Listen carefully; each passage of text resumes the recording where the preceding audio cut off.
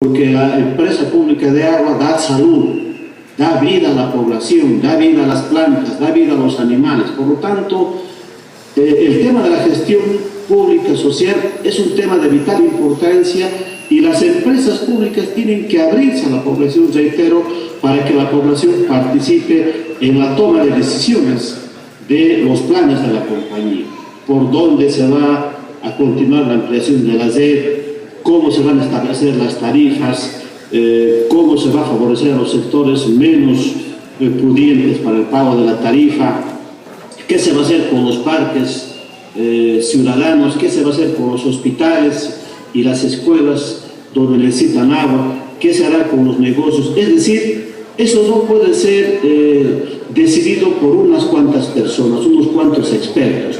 Es la población que tiene que participar en esto y por lo tanto tiene que construirse una institucionalidad de participación.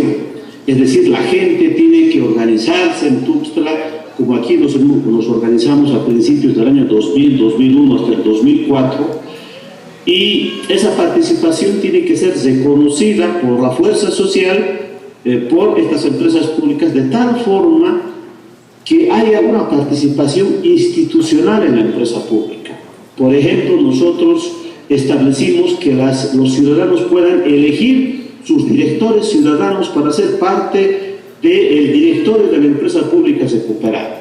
Ese fue un gran paso. La gente fue a votar por unos candidatos que la misma gente elegía para que sean miembros de ese directorio y estén ahí como control y fiscalización y participación social.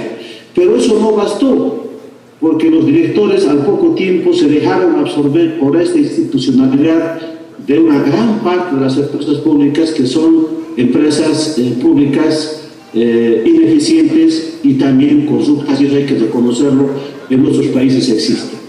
Entonces, esta institucionalidad tiene que ser acompañada por la creación de espacios de rendición de cuentas de estos ciudadanos. Tienen que rendir cuentas los ciudadanos en asambleas barriales, zonales, o como ustedes puedan organizarse.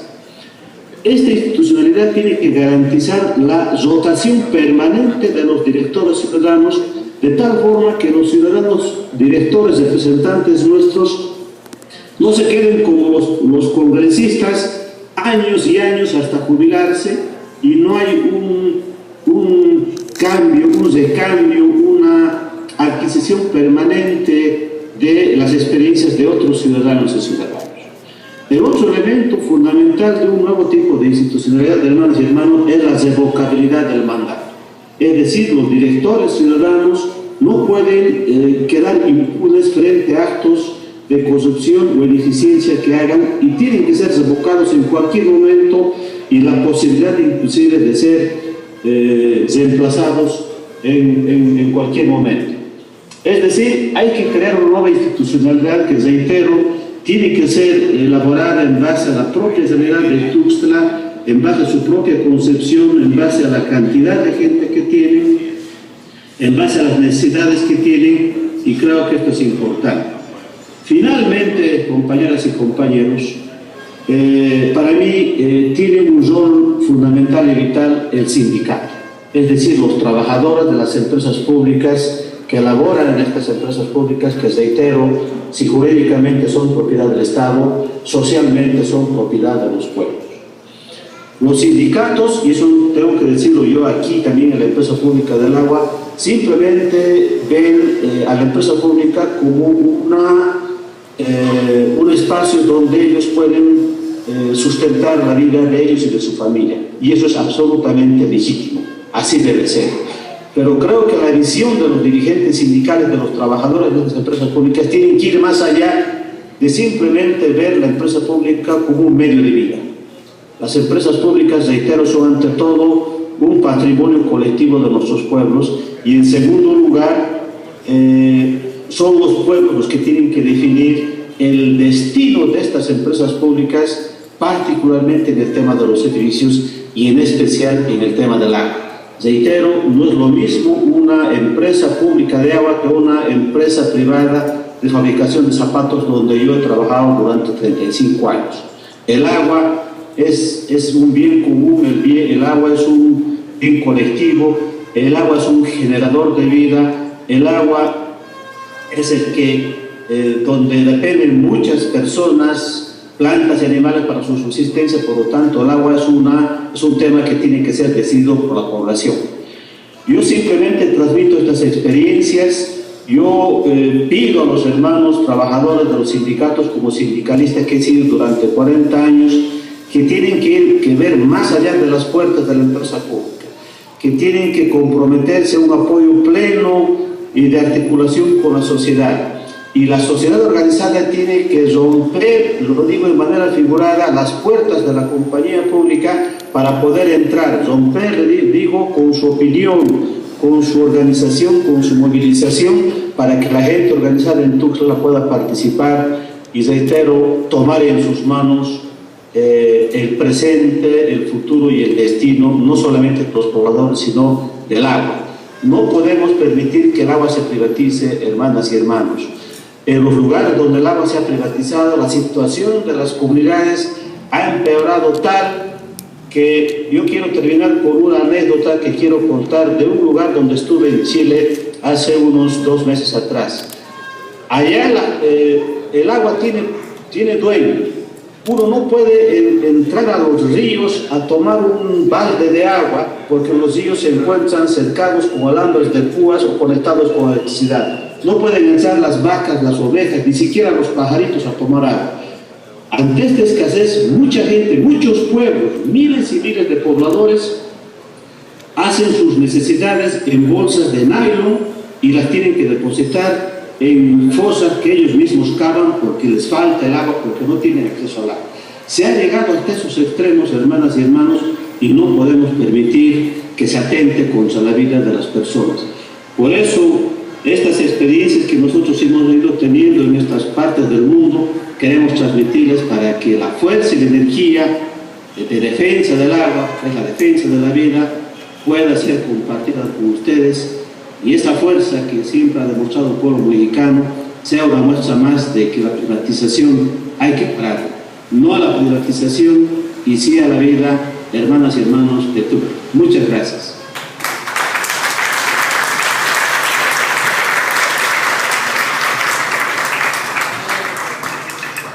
Muchas gracias, Oscar. Enhorabuena,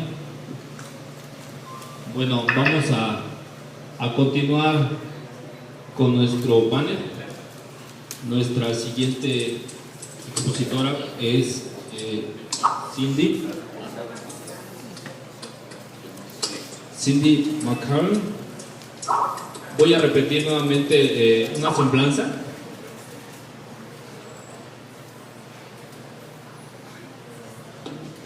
Bueno, ella es maestra en estudios ambientales por la Universidad de York en Toronto, Canadá. También es estudiante de doctorado en el CIESAS en Occidente, con sede en Guadalajara. Es investigadora de gestión urbana del agua y también está realizando una investigación en la contaminación urbana ambiental del río Santiago en Jalisco. Bienvenida, doctora.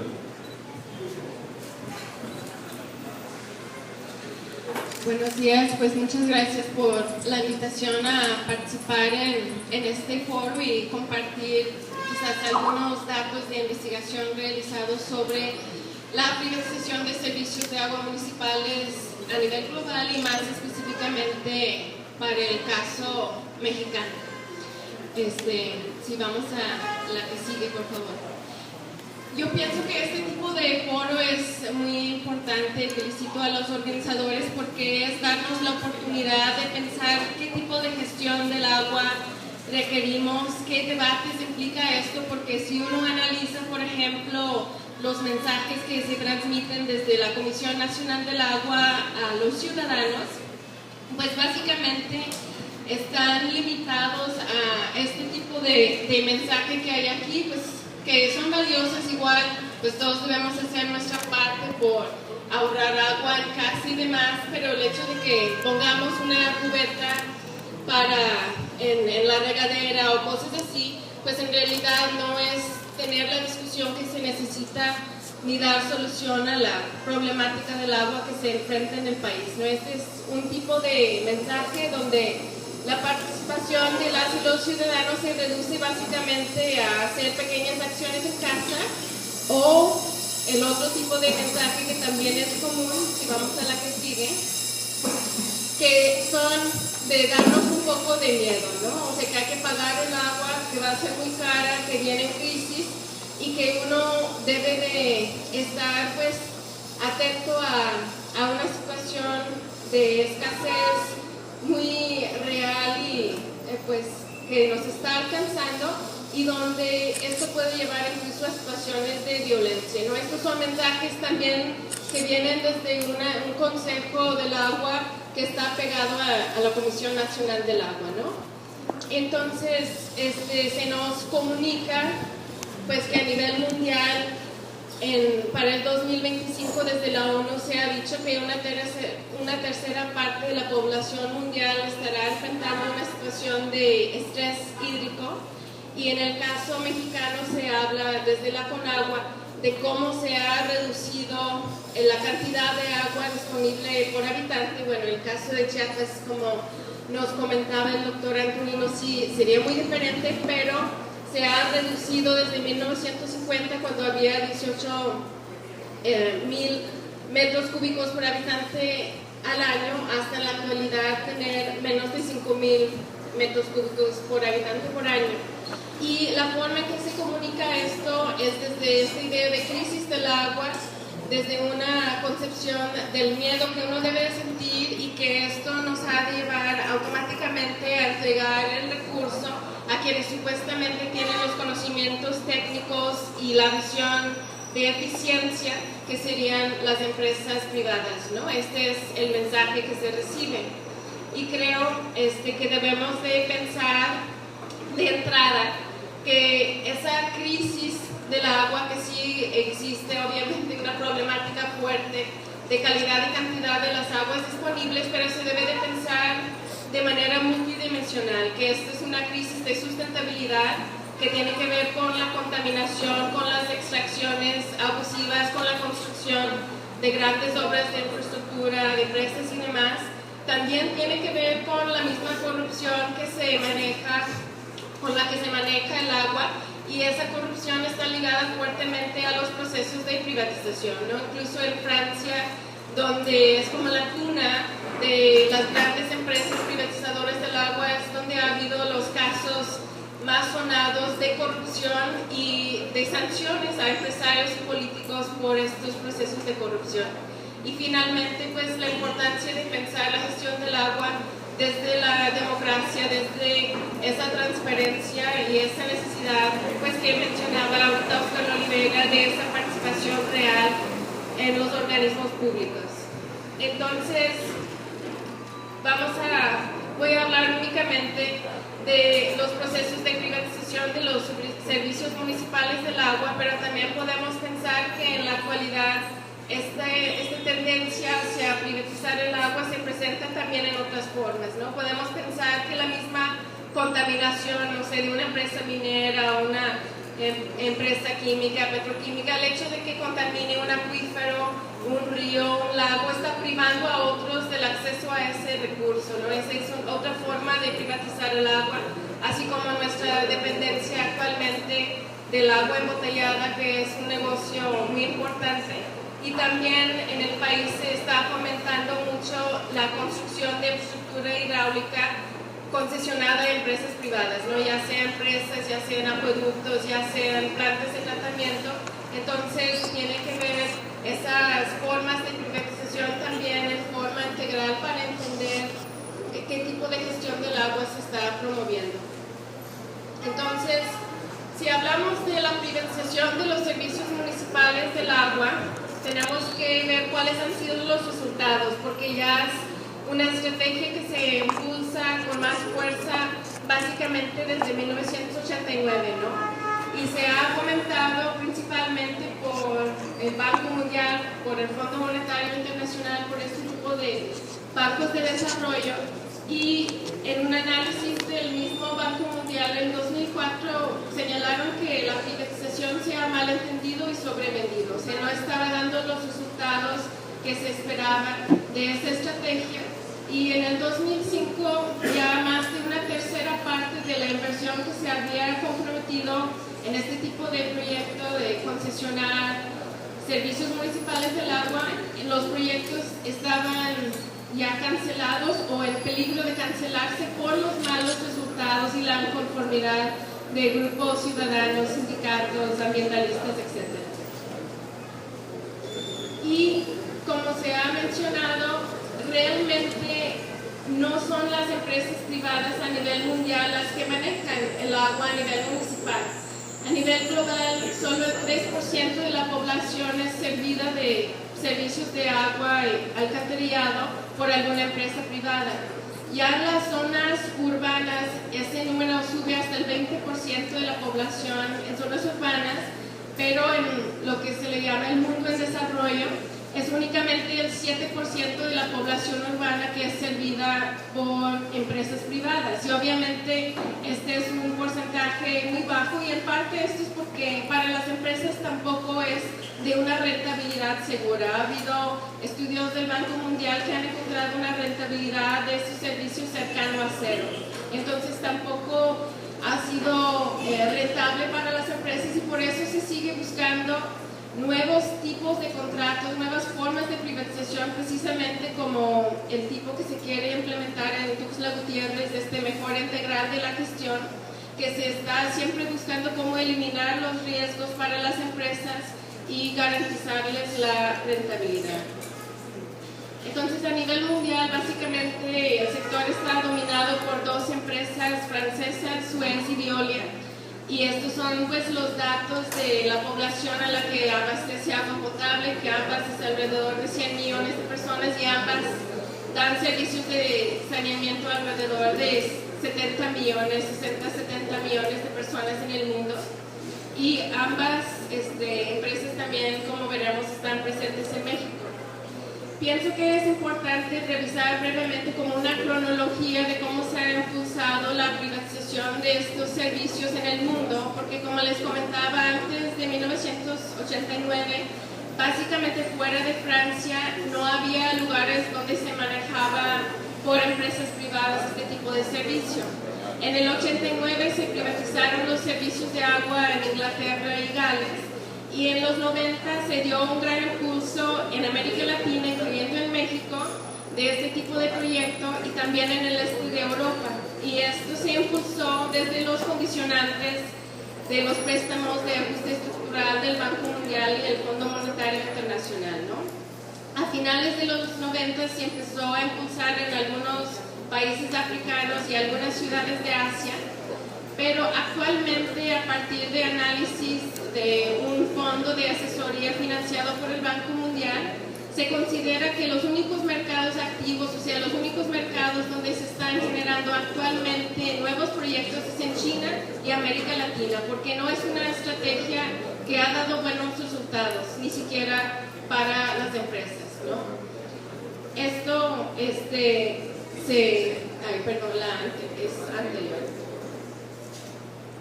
anterior.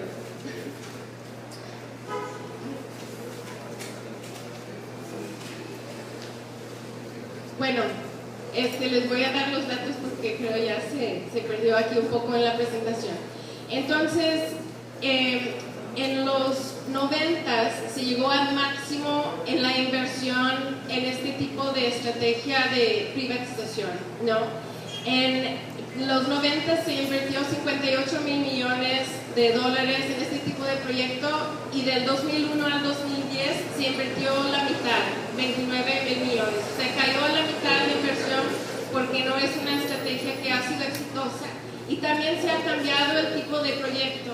En los 90, 3/4 partes de los proyectos eran tipo de concesiones de servicios municipales, y de 2001 a 2010 solo fue el 33%, o sea, cayó también a la mitad, porque el concesionar los servicios municipales del agua no ha fructiferado, no ha dado los resultados.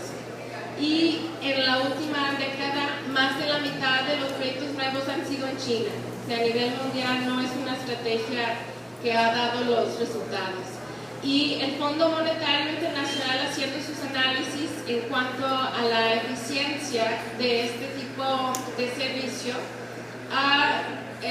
voy a leer una muy breve cita del FMI que dice que a pesar de que buena parte del caso a favor de las asociaciones público-privadas descansa en la eficiencia relativa del sector privado, la teoría es ambigua y la evidencia empírica es mixta.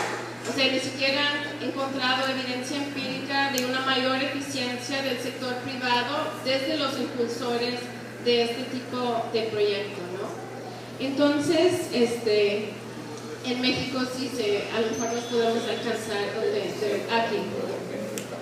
Entonces, en México se mencionó ya que en el 83 se hizo los cambios al artículo 115 de la Constitución para descentralizar los servicios a los municipios y se hizo sin dotar de los municipios de los recursos o de la capacidad técnica necesaria para manejar exitosamente estos servicios.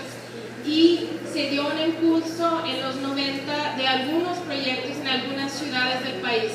Si vamos a la que sigue, en realidad, creo que es mi error con la presentación, pero en realidad se impulsó en los 90 unos cuantos proyectos en Aguascalientes, el Distrito Federal y Cancún, todos en el 93.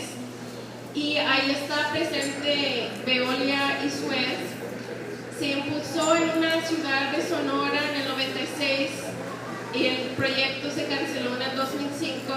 En Puebla se empezó un proyecto con Veolia en el 98 y también se canceló en el 2009, no fue exitoso el proyecto.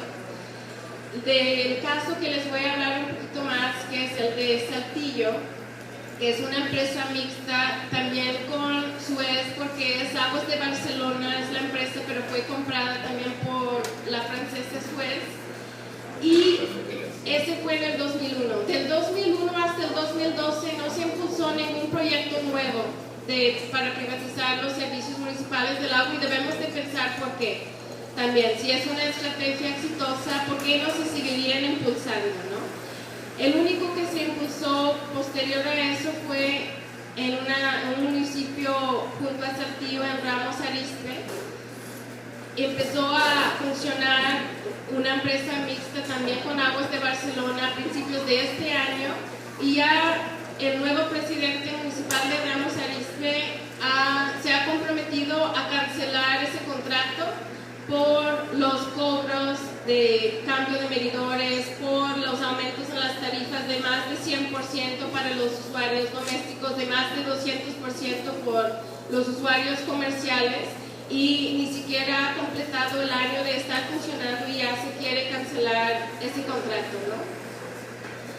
Entonces, este tipo de programa que se está fomentando también aquí en Tuxtla Gutiérrez es bajo un programa de la Comisión Nacional del Agua que se creó en el 2001, el Programa para la Modernización de los Prestadores del Servicio de Agua y Saneamiento Promagua. Y bajo ese programa pues hay dinero federal a fondo perdido con la condición de que haya participación del sector privado, ¿no? Y lo que sucede es que en este caso el municipio de Tuxtla o cualquier organismo que promueve un proyecto bajo el Promagua se tiene que comprometer a crear un fideicomiso y una línea de crédito irrevocable para estar pagando a quien gane la licitación por la duración del proyecto. Primero hay dinero federal a fondo perdido, pero posterior, cuando entre en operación, ya hace el pago mensual en esa línea de crédito irrevocable, y esto elimina el riesgo a las empresas que ganen las licitaciones, ¿no? Pero creo que es importante pensar que este tipo de nuevo proyecto de mejora integral de la gestión no se ha concretado ni un proyecto de este tipo en el país. En San Luis Potosí se está intentando desde 2010 concretar uno, pero ni siquiera hubo al principio empresas interesadas. Quedaron desiertas las licitaciones y bajo el Promagua los proyectos que se han concretado son solo de infraestructura hidráulica, de plantas de tratamiento, de presas, de acueductos, no de este tipo de proyecto de mejora integral de la gestión, ¿no? Brevemente quiero hablar del caso de Saltillo, y voy a ser muy breve. En cuanto a consecuencias económicas, a ver si funciona esto. Se abrió una... Voy a ignorar la presentación, perdón. En cuanto a las consecuencias económicas de esto, en el contrato en Saltillo, la empresa se comprometió a no subir las tarifas más allá del índice nacional de precios al consumidor cada mes, ¿no? No lo respetaron al principio, hubo aumentos de hasta 68% en los primeros años del contrato, pero después el Cabildo de Saltillo dijo no, cobraron indebidamente, tienen que devolver ese dinero, y lo empezaron a hacer. Pero cambiaron de estrategia y, por ejemplo, yo conocí personalmente a través de una asociación de usuarios del agua de Saltillo que ha documentado este caso en forma muy precisa y muy detallada, y la información está disponible en internet con todos los documentos de respaldo. Me tocó conocer a una persona en una colonia popular que su conexión del agua lo cobraban en más de 12,000 pesos, ¿no? Y su predio valía 20,000 pesos donde ella había comprado. Entonces, por supuesto, no podía pagar su conexión al agua.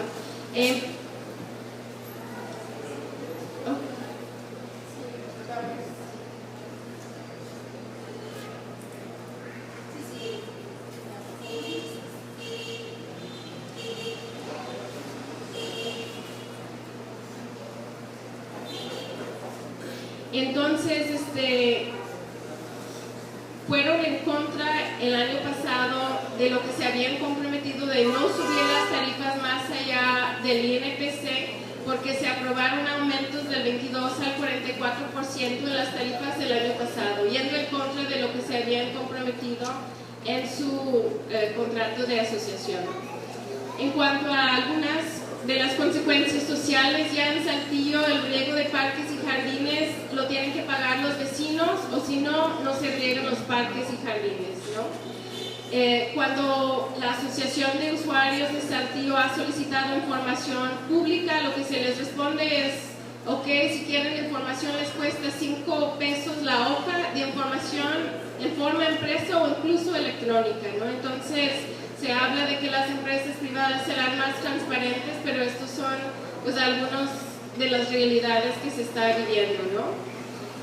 Obviamente se han aumentado los costos para la población más vulnerable, como yo mencionaba, y el gran logro ahí en Saltillo, de Aguas de Saltillo, es que han aumentado mucho su eficiencia en la cobranza, o sea, cobran más el agua que se factura. ¿Y cómo lo han hecho?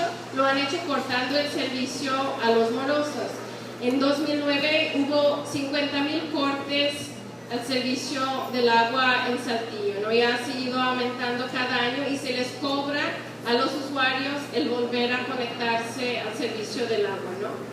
Y hubo también el despido de 100 trabajadores sindicalizados, que fue como una cuarta parte de su fuerza laboral, y ahora esas mismas actividades se cubren por outsourcing. Ya pensando en finalizar la presentación, pues en cuanto a las consecuencias ambientales, desde que existe esta empresa mixta en Saltillo, no hay campañas de ahorro de agua, ni se venden dispositivos ahorradores del agua, y esta es una zona semidesértica donde los acuíferos están bajando año con año, en algunos casos hasta 11 metros por año, ¿no? La empresa no ha cumplido con las metas fijadas en el contrato de eficiencia física, y la Asociación de Usuarios de Agua de Saltillo ha encontrado que están pagando la empresa menos al Conagua de lo que se está extrayendo de los pozos. Entonces, simplemente pues para finalizar, la Comisión Nacional del Agua, cuando promueve este tipo de privatización, dice que es porque las empresas privadas son más eficientes, que hay mayor rendición de cuentas y mayor transparencia, pero no es lo que se ha vivido en los casos que se han dado, y incluso en el mismo documento la Comisión Nacional del Agua dice que no encuentra evidencia empírica para decir que los colaboradores privados tienen un mejor desempeño. Entonces, realmente queda en duda esta estrategia. Y solo para darles la página de la CONDA, de esta coalición de organizaciones mexicanas por el derecho al agua, donde pueden encontrar pues varios de los estudios que he mencionado y los documentos de la misma Comisión Nacional del Agua que constatan esta información.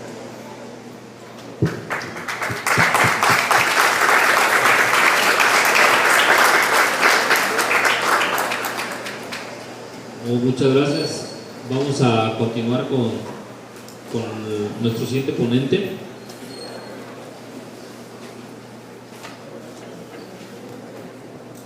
Vamos a escuchar a Nicandro. Sí, también tenemos con nosotros a Otros Mundos. Hay también presentes miembros del Magisterio, de la Delegación 253, del Patronato de Promoción Vocacional Asociación Civil, de la Colonia Iste, por ahí también están presentes, del colectivo Isicamé, Asociación Civil, Proidesh, de Promoción de Igualdad y Desarrollo en Chiapas, Asociación Civil, se encuentra aquí, un agradecimiento porque, de manera muy especial por el apoyo a la organización logística del evento también, al Semanario Católico, que es el medio de comunicación de la diócesis de Tuxtla Gutiérrez, al Heraldo de Chiapas, a la colonia Pedro Progresivo, al Comité Digna Ochoa de la ciudad de San Cristóbal de las Casas, hay miembros de la colonia El Mirador, COSIP se llama, COSIP Chiapas, sí, COSIP Chiapas, Asociación Civil, están también de la OPC, de la Unión de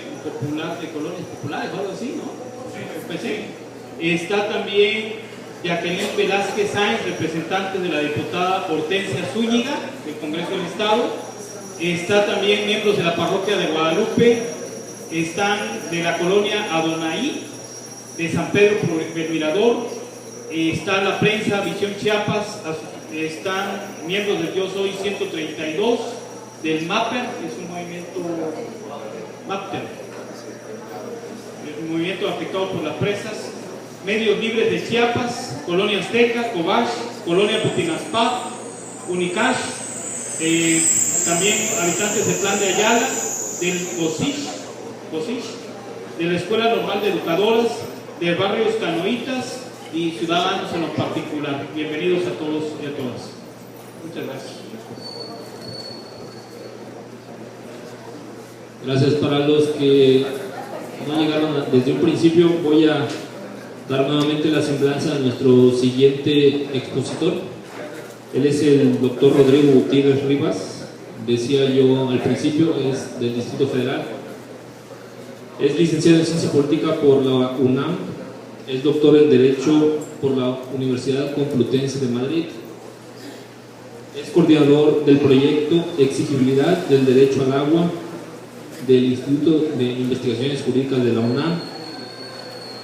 Es investigador titular de tiempo completo de este mismo Instituto de Investigaciones Jurídicas de la UNAM y es integrante del SNI, Sistema Nacional de Investigadores, nivel 2.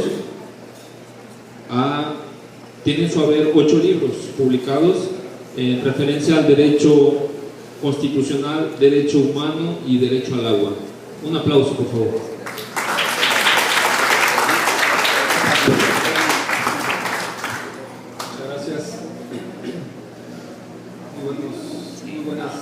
Buenos días todavía a todos y a todas.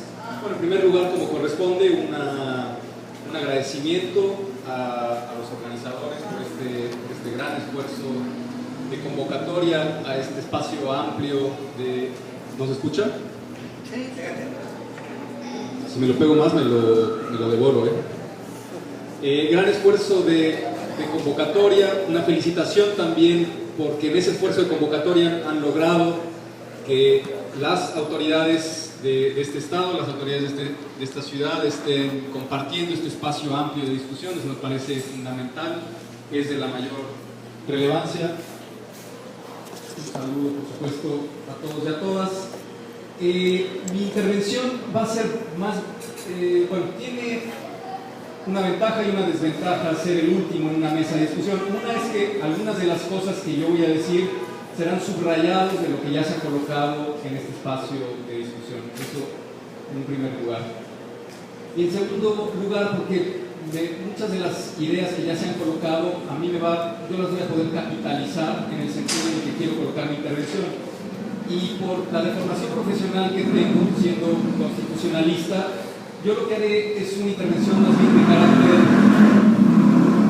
de carácter técnico desde el discurso del derecho constitucional.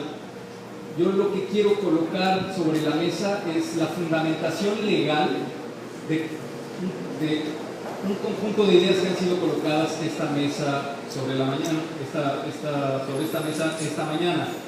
Y no solo decir que eso que se ha colocado esta mañana tiene fundamento legal, está establecido en nuestro marco constitucional, está establecido en el marco internacional de los derechos humanos, sino que además es obligación para el Estado mexicano. Son algunas ideas que yo querría colocar aquí.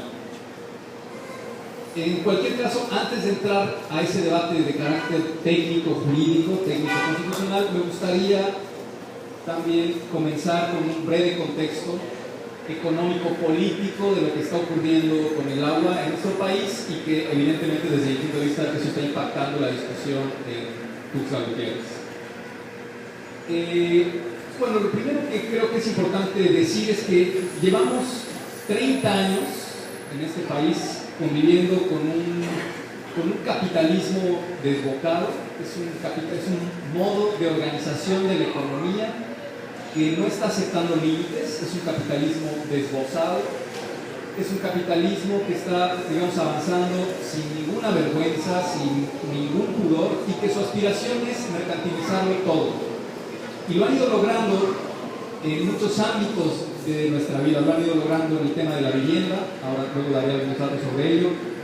Pretenden mercantilizar el libre tránsito, espacios públicos, el tema de las semillas a través de los transgénicos. Los transgénicos son la ruta para privatizar las semillas, el maíz, conocimientos tradicionales que están siendo patentados por universidades extranjeras. El subsuelo, el 30% del subsuelo en nuestro país está concesionado a mineras transnacionales. Y hoy el debate de la energía. Y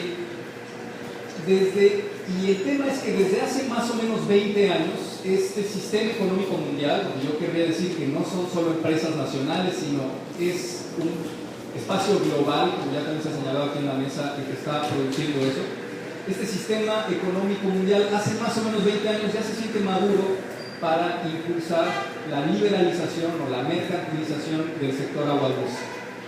Y ya Cindy nos colocaba esa cantidad importante de rutas a través de las cuales esto está ocurriendo. Está ocurriendo a través de las presas, está ocurriendo a través del embotellamiento de agua en PET y su venta masiva. Está ocurriendo, y ese es el tema que aquí nos interesa, a través de la privatización, no directamente del agua, sino de las redes de distribución, de los tubos que nos permiten a los ciudadanos tener agua en nuestra casa. Y para lograr eso hay una cantidad muy importante de estrategias, pero uno de los argumentos fuertes que se ha ido colocando es que la gestión pública en general, y en particular la gestión pública del agua, están siendo víctimas de un continuo descrédito. Es un descrédito consciente, desarrollado, está pensado, es estratégico, que se basa en una acusación de ineficiencia frente a la iniciativa privada. Ya también Cindy nos decía algunas cuestiones vinculadas con esta idea.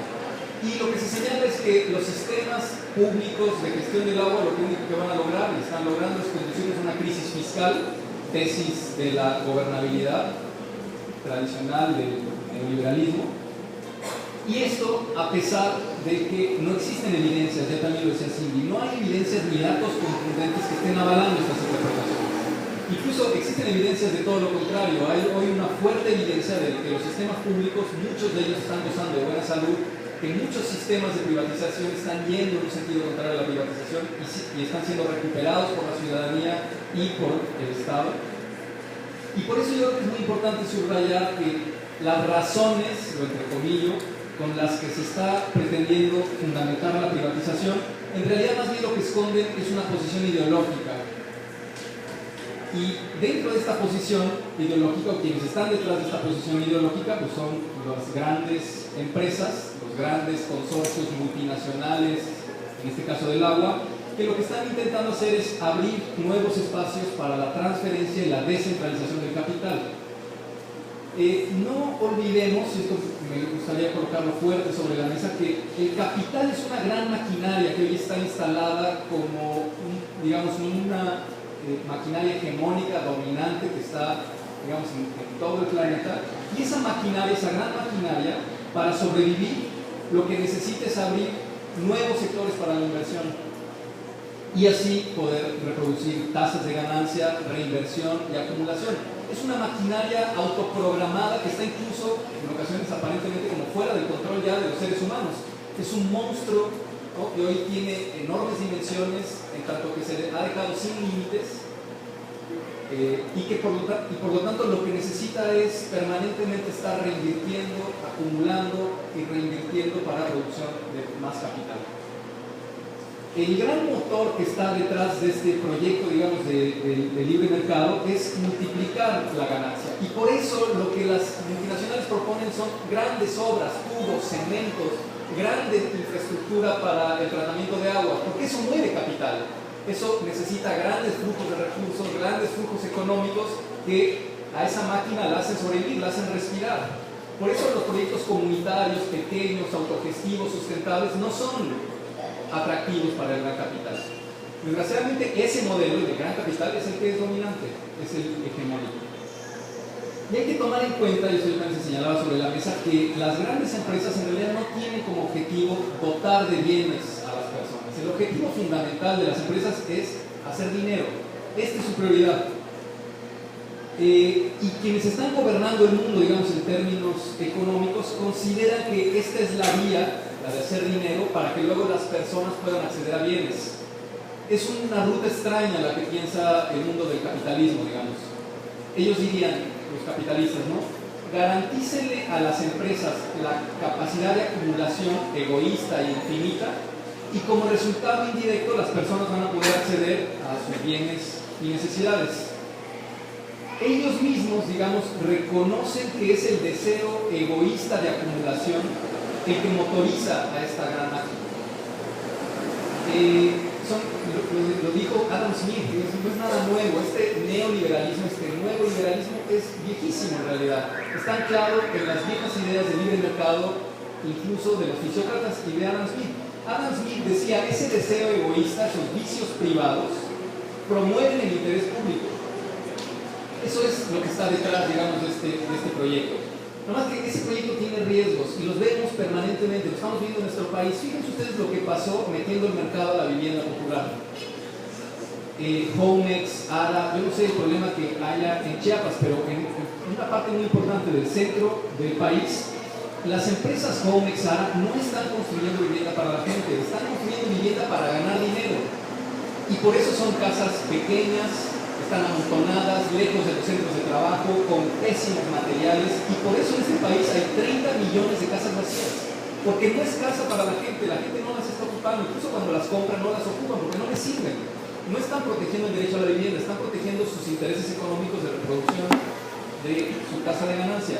Miren lo que está pasando con los alimentos en este país. A partir de que abrimos las fronteras para que entraran todos esos alimentos producidos, alimentos chatarra, con los que están hoy intoxicando a nuestros niños, porque eso es lo que está pasando. No sé si lo saben, México es el primer país con obesidad infantil. A las empresas no les interesa la nutrición de los niños. A las empresas lo que les interesa es ganar dinero, incluso si ponen en juego la propia vida de los niños. Eso es lo que están haciendo. Nuestros niños hoy con obesidad van a tener diabetes dentro de muy poco tiempo. Van a quebrar el sistema de salud en este país. Además de la gravedad que significa tener toda una generación enferma por consumo de azúcar y por carbohidratos de la totalidad. Eso es lo que las empresas priorizan, porque están ganando mucho dinero con eso. Invierten cantidades ingentes de dinero en publicidad para conquistar a esos consumidores desde que tienen 3 años. Esa es la lógica que está detrás del mundo empresarial. Y esa es la lógica que hoy está en el agua. Y por increíble que parezca, no es una lógica solamente de las empresas, sino que está orquestada desde espacios financieros internacionales, OMC, Banco Mundial, OCDE, ¿no? Cindy ya nos presentaba un documento en donde están construyendo las estrategias para lograr el avance de las multinacionales en el agua. Es un gran negocio el agua. Con la crisis del 2008, en los países desarrollados, el único negocio que creció un 7% fue el negocio del agua. Es un negociazo, porque es una mercancía clave. O la compramos o la compramos, no hay manera de quitársela encima, si no la compramos nos morimos. Y todo ese, digamos, toda esa parafernalia de empresas multinacionales, organismos de financiación internacional, lo que están haciendo es una campaña de desprestigio de la gestión estatal y de la gestión comunitaria para abrir los mercados del agua. Las propias empresas han organizado sus propios foros, el Foro Mundial del Agua que ocurrió aquí en el 2005, el Foro en Turquía, son foros empresariales que por supuesto no hablan de derecho humano al agua, sino que hablan de... Y es importante decir que todo esto que ocurre, digamos, en el marco global, tiene un aterrizaje en el marco local. Nosotros hemos modificado artículos constitucionales, no por casualidad, justamente en la década de los 90, en la década en la que se posiciona el neoliberalismo en nuestro país. Modificamos el artículo 27 constitucional para la apertura de los mercados de tierra, modificamos la ley de minas para la concesión del subsuelo, modificamos la ley de aguas nacionales, que es de 1992, y que convierte al agua, como lo señalaba la ley de 1962, de un bien público, la convierte en un bien con valor económico. Ya la ley de aguas de 1992 establece este carácter económico del agua. Pero también tenemos recientemente leyes de inversión público-privada, leyes de regulación, por ejemplo, para el asentamiento de inversión extranjera en nuestras costas. Esto ya está abierto. En fin, hay una especie de pie ciega en la gestión privada y que se está extendiendo al tema del agua. Y quienes consideramos que esa gestión privada basada, digamos, en la lógica de apropiación y de libre mercado es dañina, estamos altamente preocupados, creo que quienes estamos en este salón lo compartimos, porque llevar al agua a ese terreno lo que va a generar es un incremento en las barreras para que las personas, digamos, sencillas, no propietarias, que tienen menor capacidad económica, que no están inscritos en el mercado formal. El mercado formal, recuerden que por su propia naturaleza es excluyente, no es que las personas no quieran trabajar, es que el mercado no tiene lugar para todos, todas. No van a poder acceder a un bien fundamental para la vida como es el agua. Este es el problema de llevar al mercado. Y por eso quienes están luchando por construir sociedades no mercantilizadas, basadas en principios de solidaridad, de respeto de las condiciones dignas de los seres humanos, uno de los esfuerzos que han emprendido es la lucha por los derechos humanos. Los derechos humanos son herramientas a través de las cuales se intenta proteger el acceso de todas las personas, independientemente de quiénes sean, de su condición racial, de su condición económica, de su capacidad de influencia política, eso no importa. El tema es que todas las personas puedan acceder a aquellos bienes que son fundamentales para la vida. Todos los teóricos del derecho constitucional, una parte muy importante de los teóricos del derecho constitucional, están de acuerdo en que el terreno de los derechos humanos es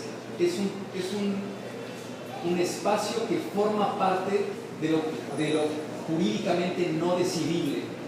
Perdón que me meta como en ese terreno más técnico, pero convertir una necesidad en un derecho humano, subirlo a la Constitución, significa que ni la política ni el mercado pueden tener acceso a ese bien.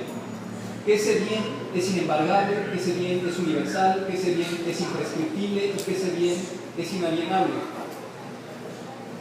Los derechos humanos protegen aquellos bienes cuya importancia es tal que no pueden quedar en manos ni de la política, ni de mayorías políticas parlamentarias, ni del mercado, porque son bienes que tienen que ser distribuidos para todas las personas en condiciones de igualdad y sin discriminación. A partir del 8 de octubre de 2012, los mexicanos y mexicanas tomamos la decisión de elevar a rango constitucional el derecho humano al agua. Eso es una realidad política, pero es una realidad jurídica indiscutible. Hoy el derecho humano al agua forma parte del articulado constitucional. Está en el párrafo sexto del artículo 4. Digamos que nuestro constituyente permanente decidió convertir al agua en ese bien. Antes, la regulación del agua en México estaba vinculada al artículo 27 constitucional. Estaba, digamos, desarrollada a partir de la lógica de la propiedad de la nación. A partir del 8 de octubre de 2012, el principio que rige al agua en nuestro país es el principio de la dignidad humana vinculada a los derechos humanos. Y la dignidad humana está, y ahora voy a explicar por qué y cómo, está estrictamente relacionada con otros principios como el de sustentabilidad y como el de participación democrática. Son principios jurídicos que quedaron enlazados a partir de esa reforma constitucional. Porque además recuerden, quienes sean abogados y abogadas en esta sala, que no solo se produjo esa reforma el 8 de octubre de 2012, sino que se produjo una previa en el 2011 que modificó el artículo primero constitucional. La reforma al artículo primero constitucional supuso una transformación radical de nuestra concepción de los derechos en nuestro país, radical, de 180 grados. Por ejemplo, hoy ya no se puede entender la Constitución como una entidad aislada, está en una relación estrecha con el derecho internacional de los derechos humanos. Entonces, el derecho humano al agua hoy tiene que entenderse en esa relación entre el artículo 4 de nuestra Constitución, párrafo 6, y todo el derecho internacional de los derechos humanos. Hay un conjunto amplísimo de pactos en el derecho internacional de los derechos humanos que consagran el derecho humano al agua y establecen contenidos mínimos esenciales, señalan lo que ese derecho humano al agua significa. Y esto es muy importante saberlo porque yo, hacia el final de mi exposición, a la que ya me estoy acercando, lo que voy a hacer es contrastar lo que está ocurriendo en Saltillo en relación a lo que el derecho humano al agua, establecido en la Constitución, y el derecho internacional de los derechos humanos mandata. Y verán que hay una contradicción en casi todos los puntos que Cindy señalaba sobre la pantalla. Un instrumento que es muy importante para quienes quieran, digamos, respaldar estos esfuerzos, ya sea legislativos, judiciales o de lucha ciudadana, un instrumento clave que tenemos que conocer es la observación general número 15 emitida por el comité, perdonen el galimatías, pero es así, emitida por el Comité de Derechos Económicos, Sociales y Culturales, que es un organismo internacional vinculante para el Estado mexicano que ha creado una norma en donde se establece cuál es el contenido del derecho fundamental al agua.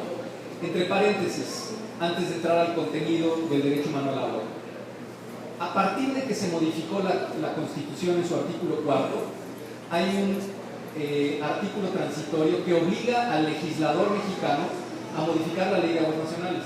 Esto ya está en curso, es importante saberlo. Pero no solo obliga al legislador federal, también obliga, por supuesto, al legislador estatal.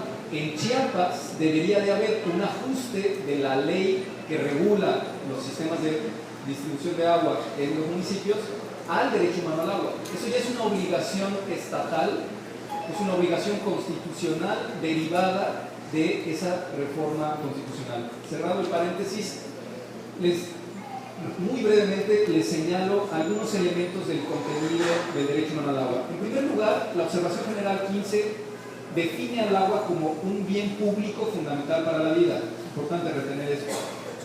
En su párrafo primero ustedes lo pueden leer, observación general número 15. En el párrafo 11 de esa observación general se señala que el agua debe tratarse como un bien social y cultural y no como un bien económico. Quiero decir, no es una declaración de principios, es una norma jurídica vinculante para todas las autoridades, como señala el párrafo tercero del artículo primero constitucional en nuestro país.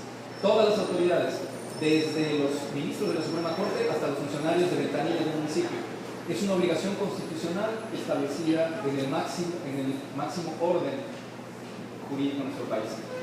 ¿Cuál es el contenido del derecho humano al agua?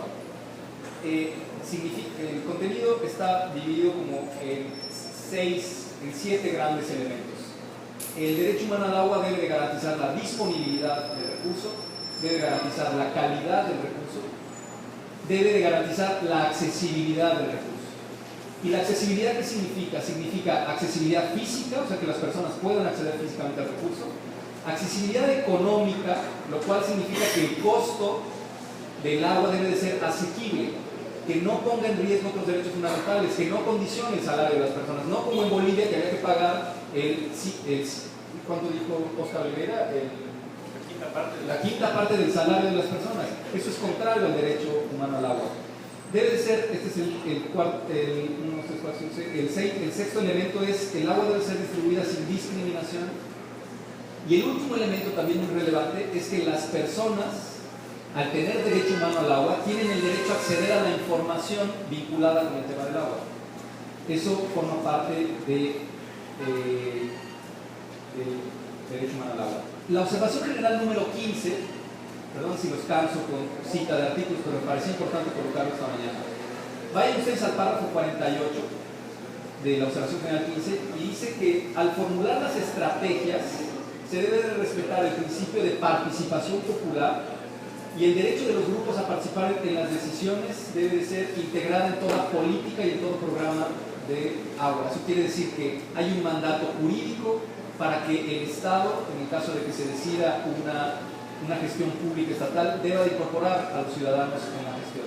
Y el párrafo 37, en su letra F, dice que la estrategia y plan de acción deben de ser elaborados y realizados con base en procesos participativos transparentes. De nuevo, un mandato muy fuerte a incorporar a la ciudadanía en el debate del agua. El propio artículo 4 constitucional, si ustedes lo leen hacia el final, van a encontrar que señala la obligación hacia todas las autoridades de incorporar a la ciudadanía en los debates del agua. Son temas que yo quería colocar. Ahora, contrario a esto, pues lo que ya hemos venido diciendo, insistiendo a eso, muy lejos de estos mandatos constitucionales, lo que el sector empresarial está proponiendo es cederle a los privados los tubos, además que hemos construido los mexicanos y las mexicanas con nuestros impuestos. La tubería que está circulando por debajo de esta ciudad, que le lleva agua a sus casas, la hemos pagado sus abuelos, sus padres, y la estamos pagando nosotros. Y hoy se la vamos a regalar a los empresarios para que aprovechen todas esas redes y nos empiecen a cobrar el recurso haciendo negocio con ese recurso. Eso es un poco la lógica perversa que está detrás de eso. Ya también, yo no me voy a entretener con ello, pero hay un texto que yo quería sugerirles. Es un texto que se llama, es un informe, está en inglés, yo no sé si está traducido, yo no lo he encontrado traducido. Water Privatization Fiascos, Broken Promises and Social Tomorrow. Ahí se analizan 7 casos de gran envergadura a nivel nacional en donde se introdujo la iniciativa privada: Buenos Aires, Atlanta, Manila, Cochabamba, Yakarta, Reino Unido y en Sudáfrica, en Nelspruit. Todos casos fracasados de privatización del agua documentados en este informe muy importante. Bueno, hay mucha información en relación, está también el famoso texto de Glade, en donde señala que, como ya lo dijo Cindy, los sistemas privados elevan el precio del agua en su esfuerzo por maximizar renta, disminuyen participación ciudadana, no realizan inversiones comprometidas, abandonan y dan bajo mantenimiento a las instalaciones, incumplen el régimen de tarifas y de precios. En fin, quiero ir a saltillo y con esto acabo mi intervención. Hay un documento que también circula en la red muy importante de Gloria Tobón. Gloria Tobón ha documentado a lo largo de los años todo el procedimiento de privatización del agua en Saltillo. Yo rescaté algunos de los puntos que ya Cindy colocó sobre la pantalla, los voy a recordar y lo voy a contrastar con el derecho humano al agua. El control de la administración y el control técnico queda en manos de la transnacional. Bueno, el derecho humano al agua, como ya se los dije, señala que el agua debe ser un bien público. Si queda en manos de la transnacional ya no es un bien público, es una gestión privada, violación del derecho humano al agua. El recurso se convierte en mercancía. Esto evidentemente vamos a tener que empezar a tener un pago en donde hay una plusvalía por el acceso a esa agua. Esto significa una violación de la observación general 15. La observación general 15 dice que el agua no debe ser considerado un bien económico y la privatización lo lleva a ese terreno. Aumento indebido de tarifas por consumo. Eso viola el contenido vinculado al tema de la asequibilidad, igual que de los cobros indebidos. En el contenido esencial mínimo se señala que el agua debe ser asequible. Si a mí me aumentan las tarifas por consumo hasta un punto en el que me cuesta trabajo pagarlos, deja de ser asequible, violación del derecho al agua. Una de las estrategias prioritarias de las empresas es cortar el agua. Como nos cortan el teléfono, o nos pueden cortar el teléfono, no es una necesidad primordial. Si nos cortan el agua, nos morimos, tendremos que pagar lo que sea necesario. Los cortes de agua están prohibidos por el derecho internacional de los derechos humanos. No puede haber cortes de agua. La Observación General 15 es contundente en esto. Los cortes de agua están prohibidos. En Saltillo se han producido ya 50.000 cortes de agua. Eso es violatorio del derecho fundamental al agua, violatorio de nuestra Constitución y del derecho internacional de los derechos humanos. Se suspenden campañas de ahorrar agua. Claro, porque a las empresas les interesa que se gaste más, porque si se gasta más, se gana más. Eso digamos, contravierte el principio de sustentabilidad establecido en el derecho humano al agua. Se produce, ya lo dijo sí, también sobreexplotación de mantos acuíferos. Eso afecta el principio de disponibilidad establecido como contenido esencial mínimo en la Observación General número 15. Y la información relevante del agua se convierte en propiedad de las empresas y los ciudadanos no pueden acceder a ella. Eso también, evidentemente, viola el último elemento del contenido esencial del derecho humano al agua. Por último, es muy difícil que cuando la empresa privada se hace cargo del agua, los ciudadanos podamos quejarnos. Hay malos servicios, hay mala atención y por lo tanto los ciudadanos pierden la capacidad de diálogo y de exigencia frente al Estado en relación con el tema del agua. Eso es una obligación fundamental establecida en el derecho internacional de los derechos humanos, que los ciudadanos tengamos mecanismos de exigibilidad y de justiciabilidad. Si se privatiza el agua, los perdemos. Violación del derecho internacional de los derechos humanos. Yo cerraría simplemente diciendo que pues, ciudadanos, autoridades en general, deberíamos de tomar la Constitución en serio, saber que existe este marco constitucional y de los derechos humanos, y que sobre todo las autoridades tienen la obligación de cumplir con esos mandatos constitucionales. Yo diría para cerrar que debemos fortalecer al Estado y a la relación participativa de la ciudadanía con el Estado. Lo que dijo Oscar Villegas muy bien, de una forma muy contundente. Gestión pública, entendiendo estatal con participación ciudadana, o gestión comunitaria del agua. Ya también el doctor García nos señalaba las experiencias riquísimas que hay en este país en gestión comunitaria, no solo en San Cristóbal de las Casas. Alrededor de la Ciudad de México, cientos de organismos, operadores de agua, comunitarios que tienen una historia increíble, que tienen un conocimiento fundamental de su propia cuenca, que saben cómo manejar el agua y que lo hacen de una forma sustentable y a un precio razonable, con el control ciudadano de esos recursos. Esto es importantísimo, porque sería una pena perder ese increíble conocimiento ciudadano que hoy está en nuestro país. Va a ser una pérdida histórica muy preocupante. Por lo tanto, y cerrando, yo diría que es fundamental que como mexicanos, ya también lo decía el doctor García, asumamos este reto de pensar y reconstruir este marco legal, este marco institucional, que logre que el agua le llegue a todas las personas sin importar qué condición racial tiene, qué condición religiosa tiene y sobre todo qué condición económica tiene. Muchas gracias.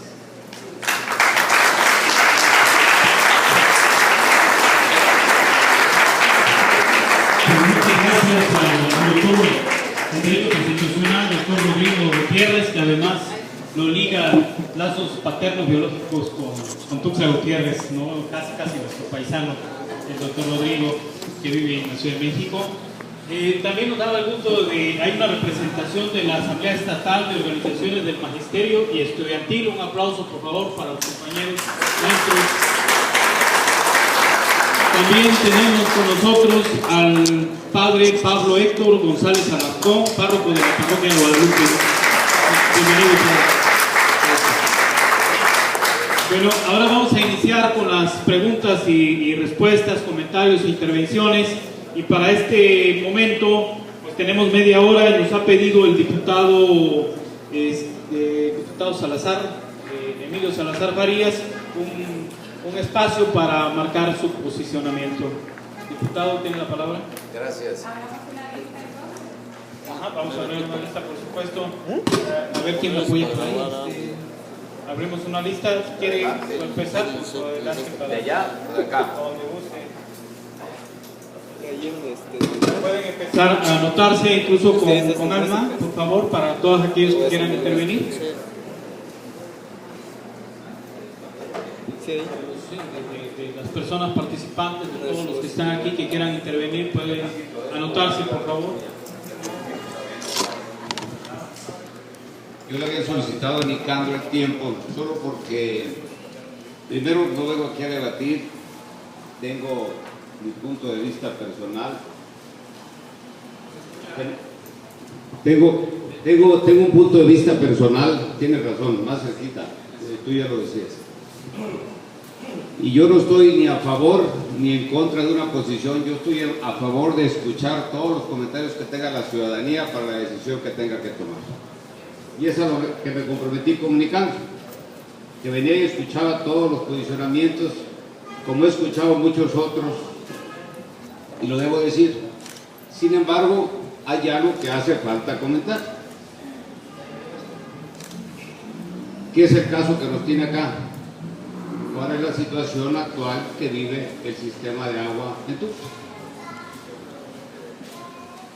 Yo no estoy enseñado a partir del idealismo, yo no puedo partir del ideal, sería lo más conveniente, pero hay un organismo que también está fallando con los derechos humanos, que no le da agua a la gente, porque no toda la gente tiene agua, no todos los días ni tiene capacidad de crecimiento. El agua no es potable, hay que ir a comprar tu botellita de la marca de preferencia, te cuesta, entonces ya no tienes acceso a tomarla como debiera ser.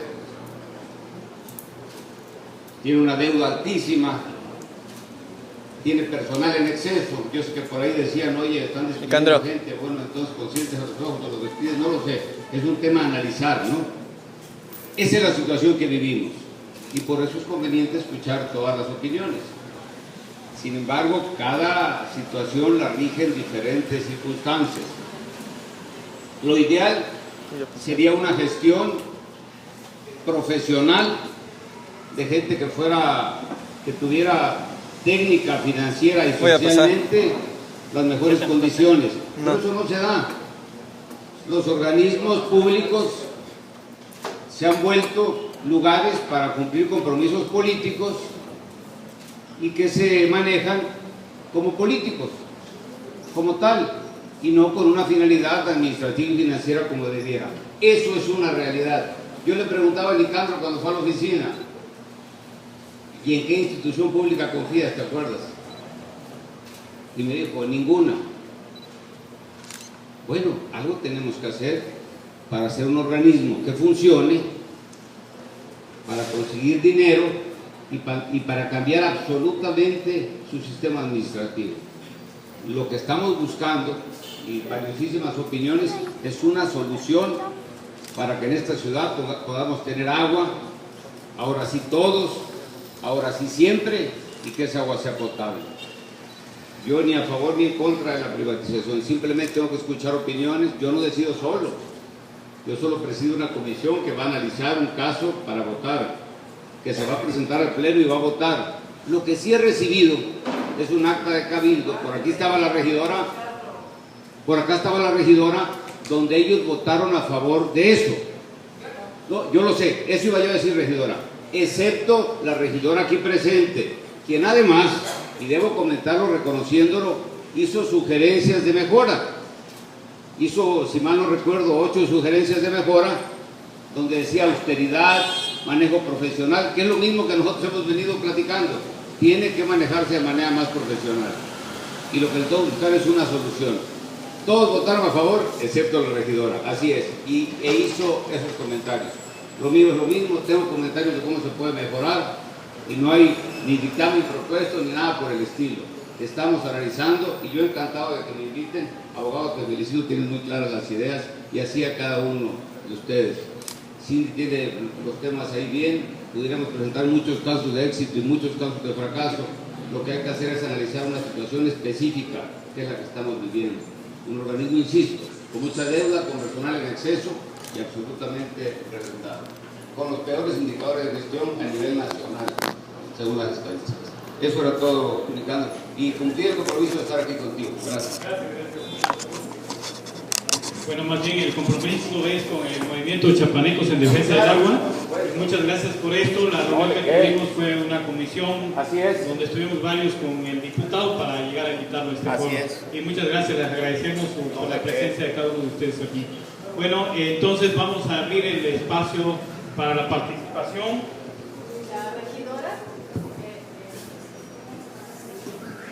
Yo creo que les vamos a pedir si pasan al micrófono porque no tenemos micrófono para el debate. Si quieren ir haciendo alguna filita de los que se fueron anotando, por favor. Después de María Pavel, después Kevin, después Marco David y Henry. Alejandra. Bueno, pues muy buenos días a todos. Estamos acá escuchando las ponencias de los señores que están acá detrás de nosotros y los felicito. Muchas gracias por lo que ustedes han comentado acá. De hecho, sin haberlos escuchado, yo fui una de las regidoras que dijo no a la privatización de SMAP, por lo que ellos ya argumentaban, que eso es de conocimiento de todos. El agua es vida. Por ese motivo no se puede privatizar, no se debe negociar. ¿Cómo es posible que nuestros regidores en el municipio, el presidente municipal y compañía, siquiera hayan tenido esa idea? No, hombre, es terrible para todos. Privatizar el agua es muerte, señores, es muerte para seres que viven. Entonces, mi participación ahorita es para solicitar al Congreso del Estado, porque fueron puestos, se supone que por la mayoría de los chiapanecos, tienen la obligación de velar por los intereses de los chiapanecos, de los mexicanos, de velar por la vida de todos los seres vivos, ¿sí? Esta es mi participación. Muchas gracias. Y ojalá que el pueblo de México, de verdad, levantemos todos la voz. Esta situación de privatización en todo México, de veras, está atentando contra la vida de todos. Muchas gracias.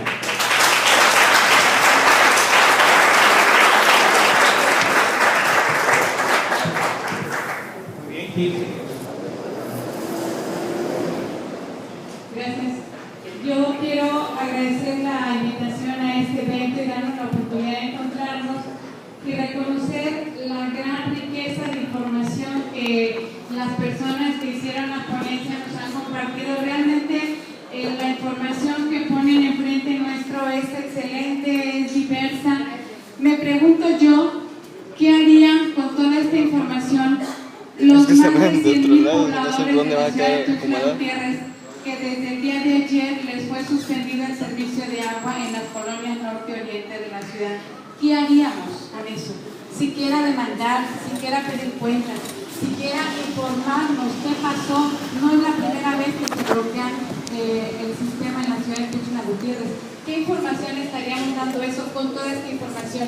La riqueza de nuestro Estado, los problemas de la privatización que nos generan, el derecho constitucional que nos aborda.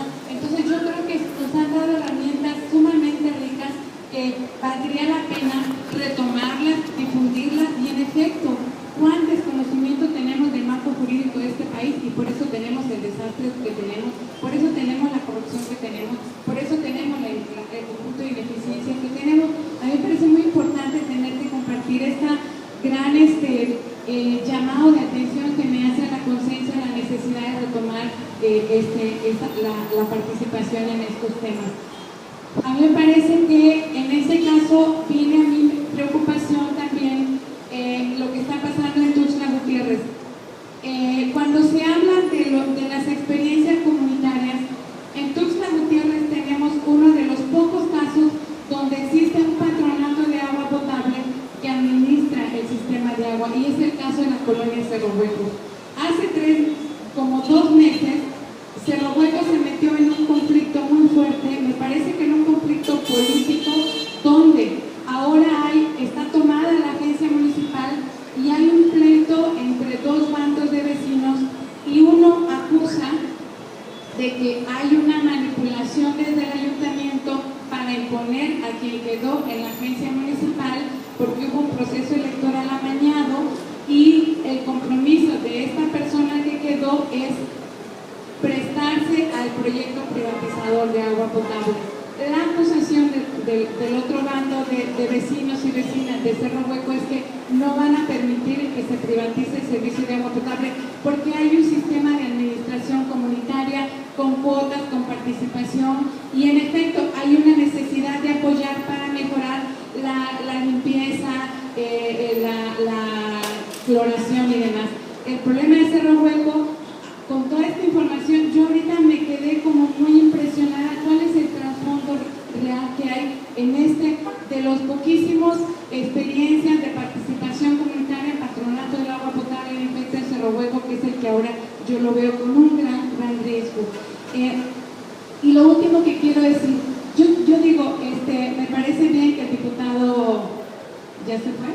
El diputado, acá está, qué bueno que está usted. A mí me parece muy importante que quienes vivimos en la ciudad, pues sí queremos que tomen bando. Oigan, sí queremos que tomen bando.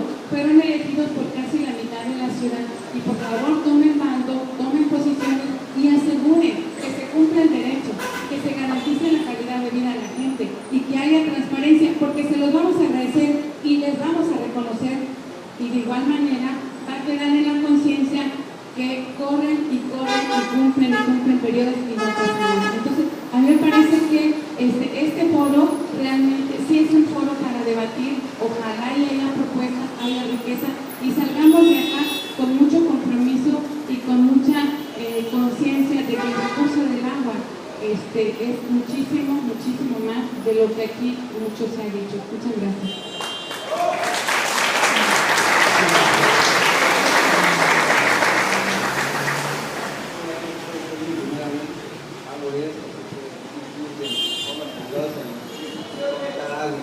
Es mi primera vez que hago esto, así que no me juzguen si me pongo nervioso en los comentarios. Soy estudiante de la UNACH, estudio geografía, estudié semestres de economía en San Cristóbal, me gusta la economía, es lo que me gusta, pero también estudio pedagogía y le doy un sentido científico a las cosas, es lo que me gusta, la ciencia. Celebro que se dé este evento de opiniones. Celebro también que esté diputados del Congreso, del Honorable Congreso de Diputados, celebro que haya alumnos, personas, padres de familia y todo. Creo que es importante esto para participar y para dar la opinión de cada uno que tiene y también saber que pues, en toda ciudad hay problemas. Hay problemas y la solución a los problemas no son mediante políticas que no tienen un sentido técnico y ahora sí que bien definidos los objetivos para resolver los problemas. También en la conferencia mencionaron sobre las necesidades que todos tenemos. Todos tenemos necesidad de trabajo. También queremos derecho al agua. También queremos un cuidado al medio ambiente para ahora sí que cuidar los árboles y con ello que nos da sombra y etcétera, lo que lleva a cuidar al ambiente también, porque cuidar del ambiente también cuidamos de nosotros. Desafortunadamente en el río Grijalva hay mucha basura y si vamos a hablar con la verdad, ¿por qué no decir que pues, somos cochinos en esta ciudad y que todas las botellas de PET van a parar en río Grijalva? Cuando es la temporada de lluvia vemos alcantarillas rebalsadas, de agua de drenaje, y es un problema grave y en verdad queremos solucionar el problema. Debemos de ponernos a pensar técnicamente con profesionales técnicos que sepan de la materia y no ahora sí que decir, bueno, pues haría esto, pero si no sabemos cómo hacerlo, nada va a salir que nos apasionemos y digamos nuestro punto de vista si no tenemos ahora sí que las capacidades técnicas para resolver el problema. Los precios del agua, la calidad del agua, la administración eficiente también son problemas que aquejan ahora sí que un instituto que da el agua a todos los ciudadanos. Y claro, todos tenemos derecho al agua, pero ¿quién se va a hacer cargo de la administración? ¿Cómo lo hace? Se necesita tecnología para transportar el agua, moverla de un centro de una ciudad a la salida de la ciudad.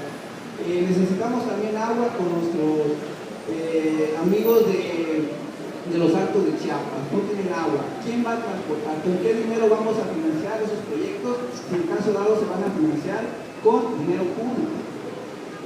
Yo, en mi particular punto de vista, yo sé que no les gusta la idea de la privatización, sería más aconsejable, en mi personal, de que fuera inversión privada. ¿Por qué? Porque la inversión privada no quita recursos del Estado. Yo sé que, o sea, no, pero el Estado nada más vamos a poner las reglas en cuanto a la participación privada.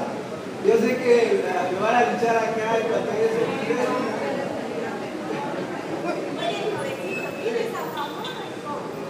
No estoy ni a favor ni en contra. Yo solo a ver, este es un foro donde tiene que haber respeto a las reglas de expresión, especialmente el foro se caracteriza por la discusión y diversas posturas que hay. Y uno que tiene que argumentar, pues también, digo, todos tenemos derecho a pensar diferente y a ser tolerantes con el otro. Pero sigamos con el tema, ¿no? Yo creo que sigamos con el tema. Que estableciera esto, porque nosotros dejamos de algún modo visto el municipio donde solo dejamos hablar de un tema. Yo creo que es conveniente la probabilidad de que cada uno pueda expresarse con las mujeres, pero respeto de todo. La base del cambio de terreno. ¿Por qué no le.? Perdón, porque me pasé también del tiempo y hay muchas personas que van a poner su opinión, y yo nada más quiero terminar porque hay que analizarlo de los dos mandos, de los dos modos, tanto inversión privada o inversión pública. Si no estamos de acuerdo con inversión privada, bueno, pongamos claro la transparencia de los recursos públicos en la inversión de infraestructura y sobre la administración también, qué tipo de personas serán las correctas en la administración, administrar ahora sí que esta empresa del Estado, si se toma la decisión de que el Estado va a financiar y administrar el agua potable. Es nada más mi opinión. Muchas gracias, señor. El siguiente que le recomendamos dos cosas. Uno, que sean breves, ¿no? Concretos, y dos, si hay preguntas también para los panelistas, hay que aprovechar ya que están aquí, algunas dudas que se planteen para los que van a la propiedad que estamos acá. Buenas tardes, seré un poco breve. Pues ya todos hablamos, ¿no?, de lo que se trata la privatización del agua. Aquí el diputado comentaba que debemos de buscar algunas soluciones. Ciertamente hay soluciones, compañero, y es algo que los políticos ni el gobierno estatal lo ha visto. Tenemos una gran crisis de desempleo en la cual no lo hemos logrado establecer. ¿Cuál es la propuesta que yo le tengo? Yo se lo comento y se lo voy a comentar a todos. Hay una gran crisis ahora sí que de desempleo. Tenemos una gran reserva natural que tampoco no lo estamos cuidando. ¿Cómo podemos evitar la crisis económica, tanto la crisis del agua? Pues dando ahora sí que los recursos y la manera de cómo cuidar los árboles, los manantiales de agua, y eso sería solamente dando una opción ahora sí que de reserva natural a nivel estatal. Entonces, si queremos que el agua no sea privatizada, también tomemos conciencia de no contaminar ahora sí que las áreas verdes, no tirar árboles, no tirar basura, y creo que es algo que podríamos solucionar, ¿no? En el punto 2, pues ahora sí que discúlpenme si es mala ahora sí la opción que les voy a dar, pero no los diputados tienen el poder ni tampoco el gobierno. Creo que el poder lo tenemos nosotros como ciudadanos, y como nosotros lo vamos a solucionar cualquier problema. Ellos no tienen mayor poder de nosotros. Nosotros mandamos, nosotros lo elegimos, y ellos se tienen que acatar a las reglas que nosotros les damos. Como punto número 1. Como punto número 3, creo que es necesario que todas las privatizaciones se den a una opción pública. Que nosotros comentemos si estamos a favor o en contra. ¿Qué está pasando, compañeros? Es un claro ejemplo que también les voy a exponer. Los maestros ahorita tienen un plantón en contra de la reforma educativa. No dudaría que algunos de ustedes se hayan quejado de que por qué tienen el plantón, que por qué toman casetas. O sea, por favor, compañeros, seamos un poco más respetuosos. También se vienen los plantones contra la privatización de PEMES, contra la canasta básica y contra otras privatizaciones. Seamos un poco respetuosos, nos acerquemos, nos informemos, y si ustedes lo ponen aquí, por así que todos conjuntos, hagamos otro segundo foro donde todos podamos platicar de todas las privatizaciones que se vienen, llegamos a un solo frente, un frente ciudadano donde todos podamos luchar en conjunto y no nos andemos cruzando. En la tercera opción, llegamos a las asambleas por colonia, unas asambleas que nosotros hemos generado, dándole información a los colonos de qué se trata las privatizaciones, dando conciencia, generando opciones de propuestas para resolver todas las privatizaciones que tenemos, y yo creo que sería la única solución que podríamos tener para que todos los ciudadanos estemos conscientes. Y como cuarto punto, y creo que eso lo traemos en los volantes, es pedir a la auditoría y ahora sí que una transparencia de todo lo que ha sido la administración de SMAPA para castigar a los responsables que lo han llevado a la quiebra. Si no hacemos esa auditoría, la verdad es que nunca vamos a solucionar nada. Entonces creo que la decisión y el poder lo tenemos nosotros como ciudadanos y no los diputados ni el gobierno estatal. Muchas gracias.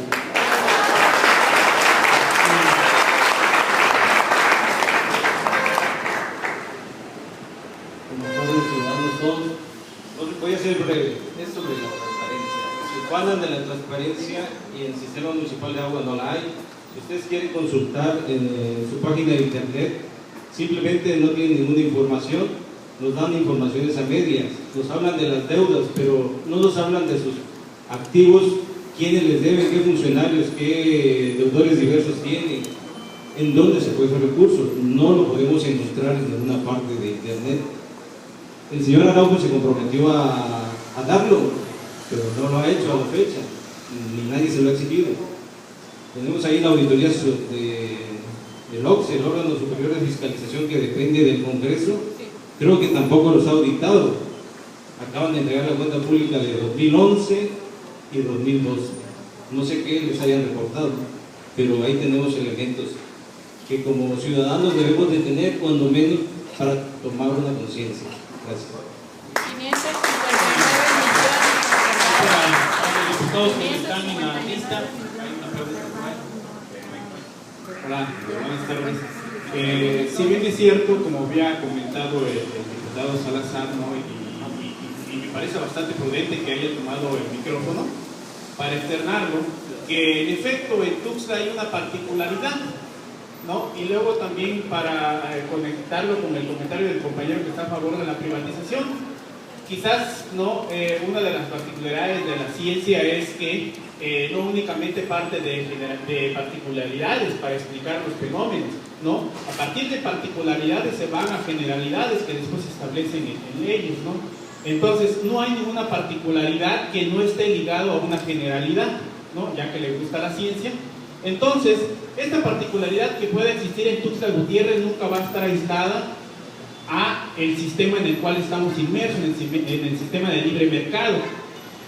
Lo que ya se ha expuesto son las experiencias, pues entendamos que el método empírico, pues, ¿no? La experiencia como una fuente de acercamiento a una verdad, a un conocimiento. Es decir, las experiencias nos hablan por sí mismas de lo que puede ocurrir si en este momento ocurre una privatización, ¿no? No le dicen privatización estos compas que presentan, ¿verdad?, el proyecto, le llaman, ¿no? Es que vamos a contratar a una empresa para que se encargue de lo que hace el SMAPA, ¿no? Una contratación, en realidad es una privatización porque vuelve al agua una mercancía, objeto de ganancia. Es una privatización, no lo podemos llamar de otra manera. A mí sí me gustaría, y retomando la propuesta del diputado Salazar, que se hable de particularidades. Bueno, hablemos de particularidades. A mí me hubiera gustado que entonces se traiga ese documento central sobre el cual gira la discusión, es el acuerdo de Cabildo, ¿no? Que son las condiciones jurídicas bajo las cuales se va a establecer la contratación de la empresa que vaya a ganar la licitación. A mí me genera un poco de indignación y de molestia que se contrata una empresa y que dicen, no, es que no vamos a privatizar porque no se le va a dar ni siquiera un tornillo, un tubo, no se le va a dar nada. Pues no, porque nada más lo va a administrar, va a decir, ahí venía a hacer lo que nosotros lo hemos hecho mal, ¿no? Pues no ponen dinero, ni siquiera van a hacer, incluso antes va a haber una aportación de un 40%, ¿no?, de la federación para ayudar a subsanar las deudas financieras que tienen. O sea, es decir, ya se lo van a dar a la iniciativa privada, ya ayudándole todavía. O sea, eso se me hace una tontería, pues. Y yo como ciudadano, yo no soy abogado, ¿no? De alguna manera he estado revisando los documentos y hago mi lectura a partir de mi bagaje cultural, pero no soy abogado. Sin embargo, puedo ver un poco más allá de las implicaciones jurídicas a que aducen cada una de las condiciones en que se va a dar esta contratación. Si queremos hablar de esas particularidades, entonces habría que debatir ese documento, debatirlo, ¿no?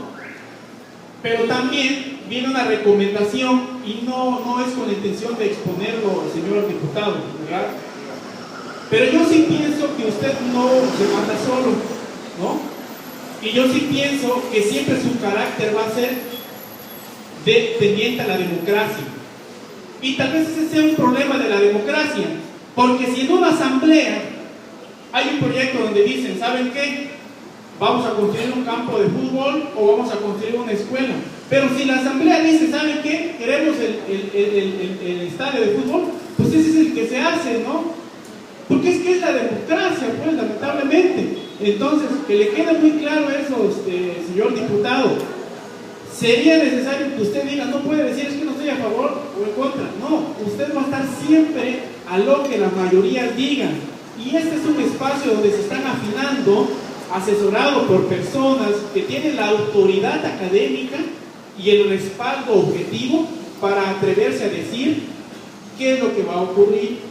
A mí sí me parece un poco tibio o blando un posicionamiento así. Y se lo digo de frente con la mejor de las intenciones, porque usted tiene una carrera política, ¿no? Y la gente es la que definirá el futuro de su carrera política. Gracias.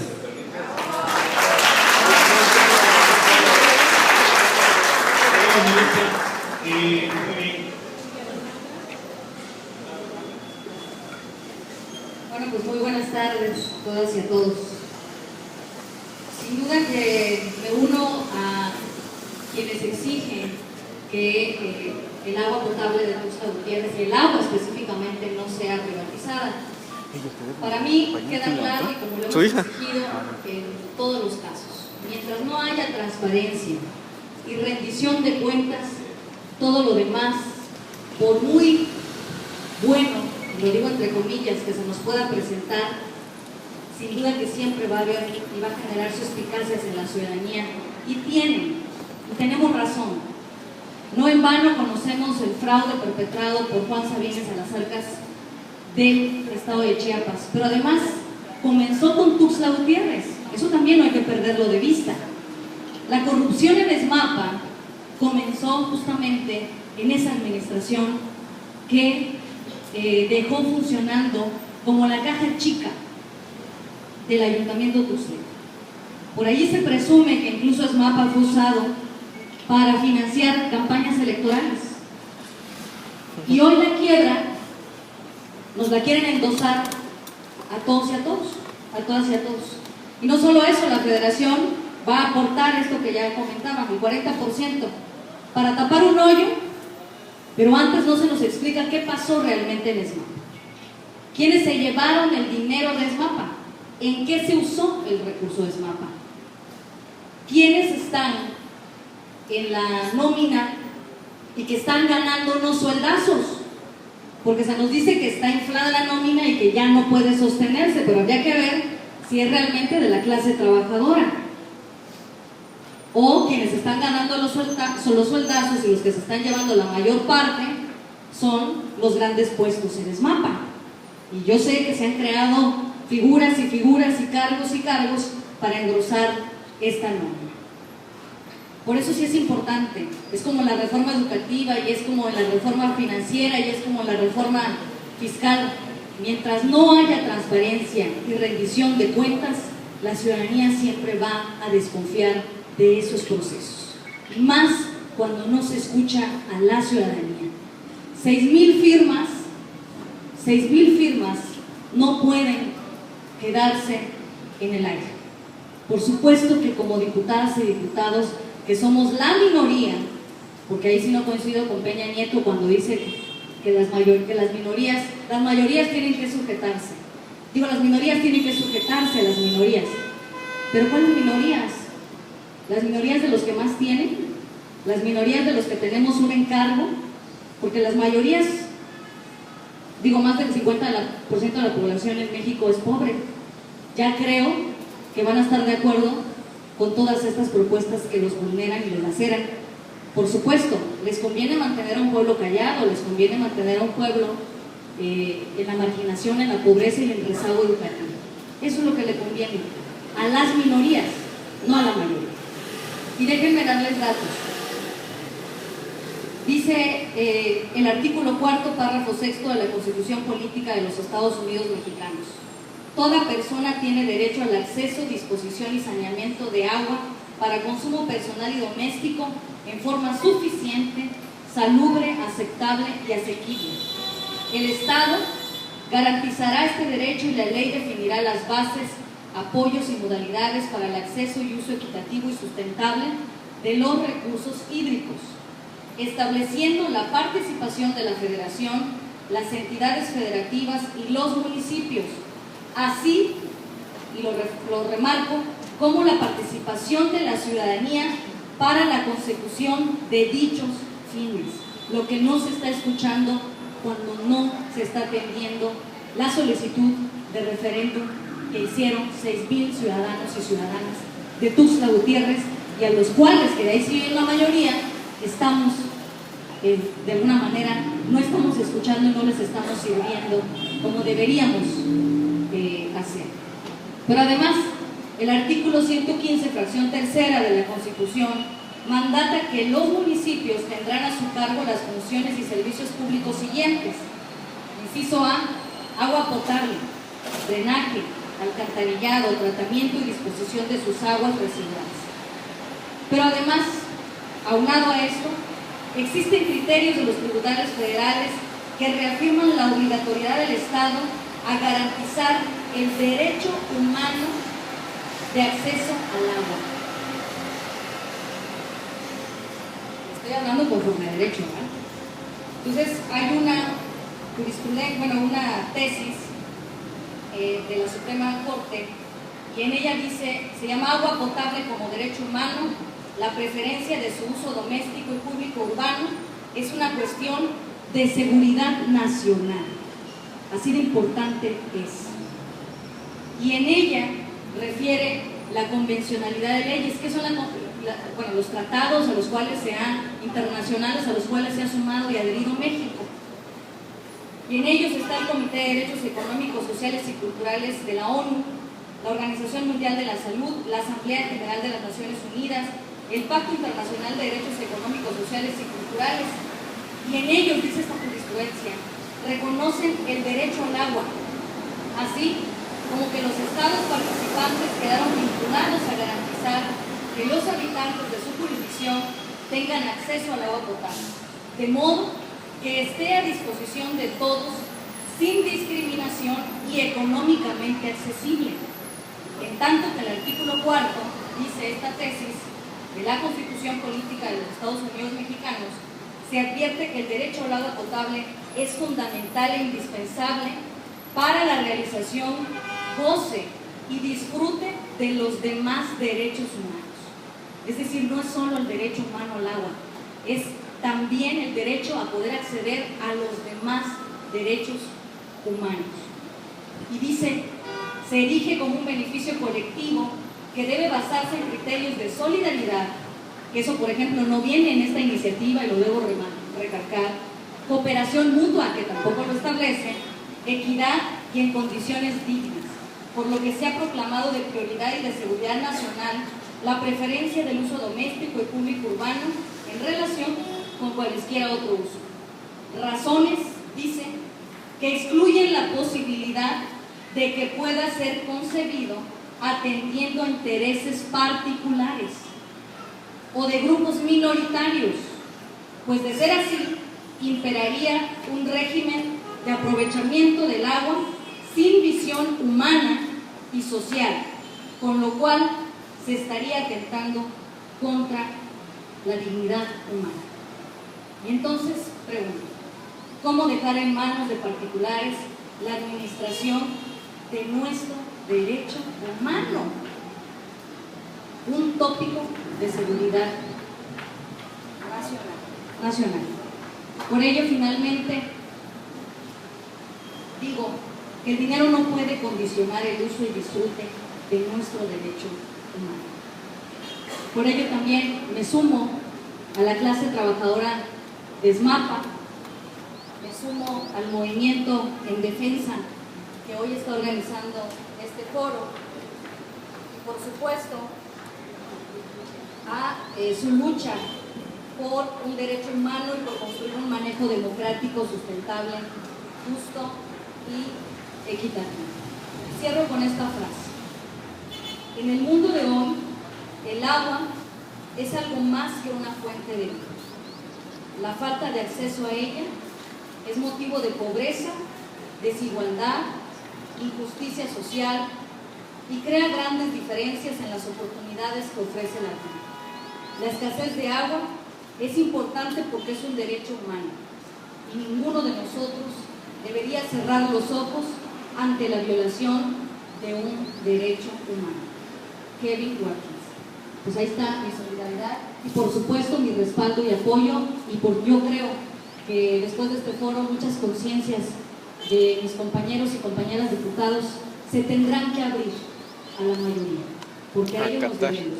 Nos pagan para servirles, nos pagan para atenderlos. No estamos haciendo un favor viniendo a este foro, es nuestra responsabilidad y en esa tenemos que basar.